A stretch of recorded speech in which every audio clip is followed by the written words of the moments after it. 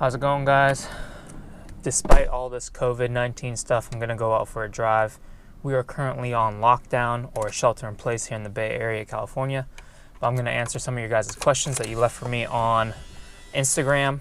So we're gonna drive up to one of the places I take a lot of video and go from there.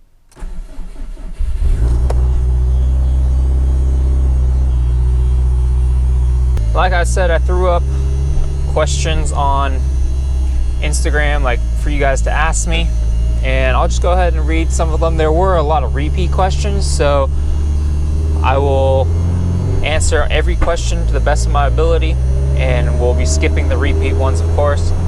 So I'm gonna kind of look through them and go through what I want to talk about first, and we'll get the most interesting ones out of the way. So I guess the first one would be, why did I choose the GR chassis?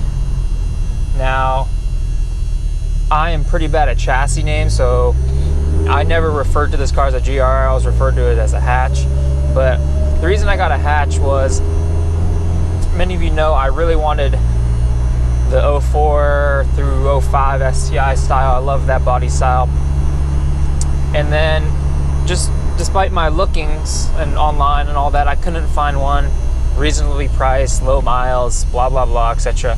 So then I kind of turned my direction towards newer Subarus, and something about the wagon, I don't know, the hatch, I really liked it after watching like Travis Pastrana with Subaru Rally Team and them driving the hatch. It just stood out to me, and I honestly see less hatches than I do sedans. So sedans are, I would say, more common than hatches, but that's mainly why I chose the GR chassis, was because I couldn't find an 04 STI body style, and I just like the way the hatch looks compared to a sedan of the newer style STIs and Subaru WRXs. So that kind of also answers the question, how did you get into Subis? This guy down the street from where I used to work, or I mean where I used to go to school, he had an 04 STI. It was white, basically bone stock. It had the gold BBS wheels, and ever since I saw that car, I just really wanted one. And then my math teacher, he had a Subaru WRX that was silver. He was my freshman teacher. I had him 3 years. He taught all the math at Pali at my high school, and I basically told him after I saw the white STI, I was like, one day I will own a Subaru. And he kind of chuckled, he kind of laughed, but sadly he doesn't work at Pali anymore, the high school I went to, so I can't show him this. And just, I want him to know I got the Subaru that I wanted. Let's see, how much was your WRX to STI conversion? Total price out the door. I don't have a total price set. I do have that video on my YouTube channel, like parts list, like how much did the build cost. The reason I don't have a price out the door is because, one, the shop I go to, AA Motorworks, we have this thing that works out, and so the cost of labor that I pay will be much less than the cost of labor, that you guys will be paying at other retail shops. I want to say WRX STI, just like transmission and brakes, was maybe $7,000, like including labor. The most expensive thing that I bought was, besides the transmission itself, was the carbon fiber drive shaft.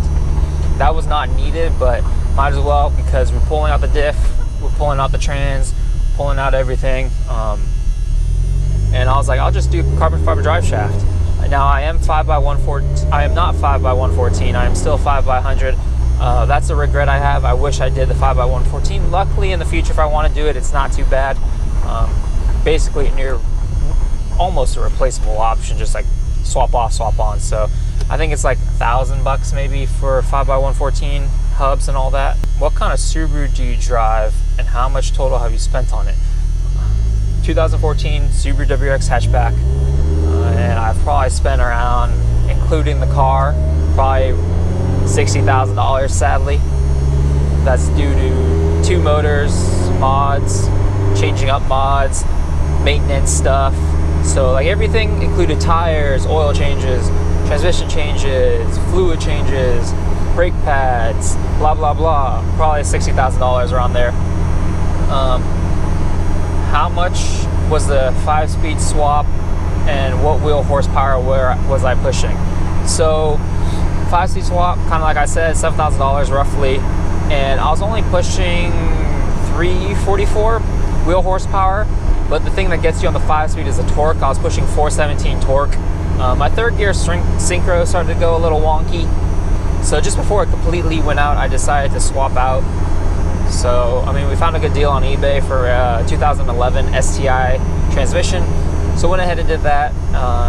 Adam still has my 5-speed transmission, but besides the third gear synchro, I mean, it was going strong. Sometimes I wish the gear ratios for the WRX I had on track, mainly just due because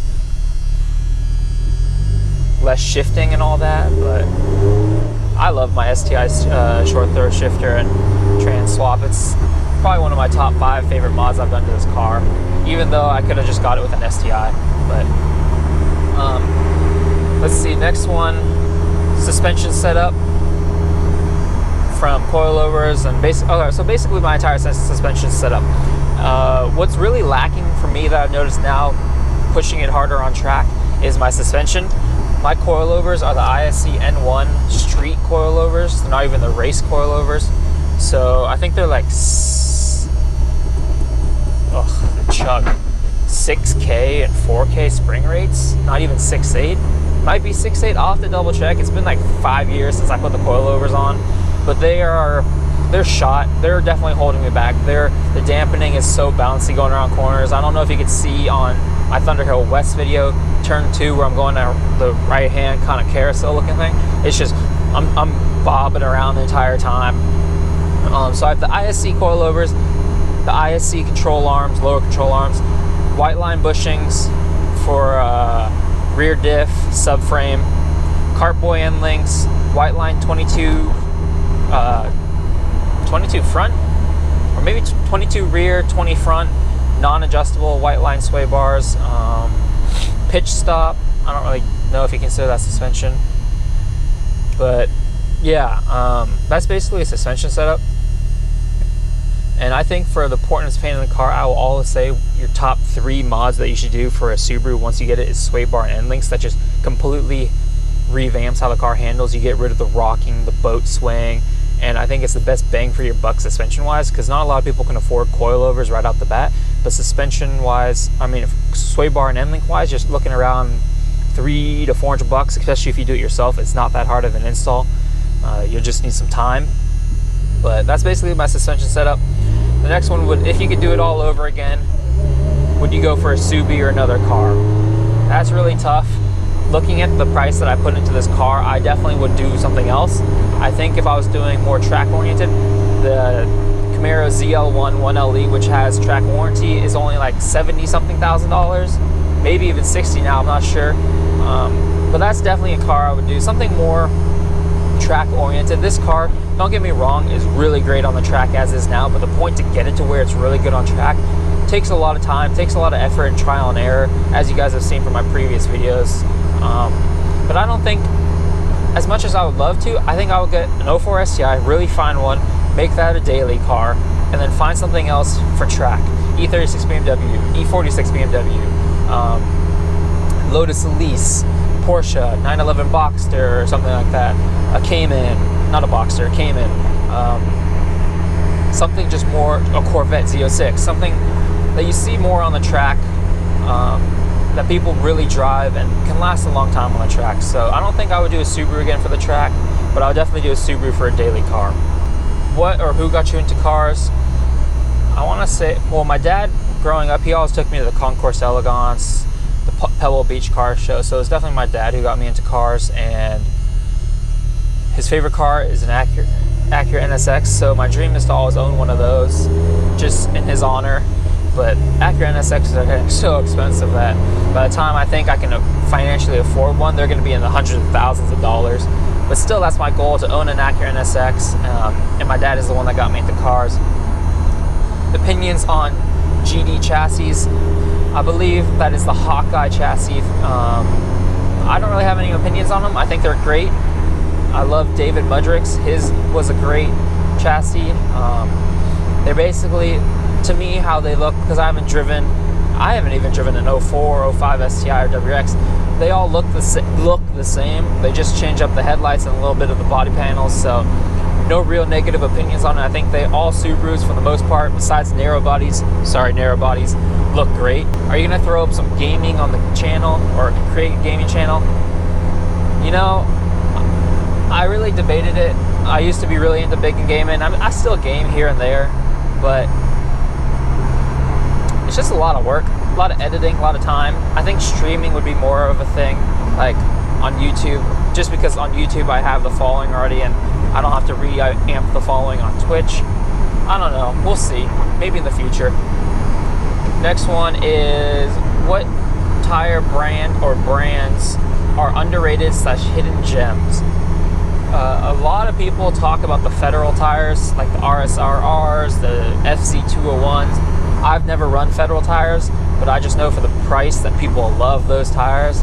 There's no real hidden gems. I think most of the tires out there have been, like the ones that are good that people like, are all over the forums and people will recommend them no matter what. So I don't think there's any hidden gems out there unless you want to go for some like brand new Taiwanese, Japanese, Chinese tire that no one's ever heard of. But for the most part, I think all the best tires out there are noticed already. And we're getting on a windy section, so I'm going to stop questions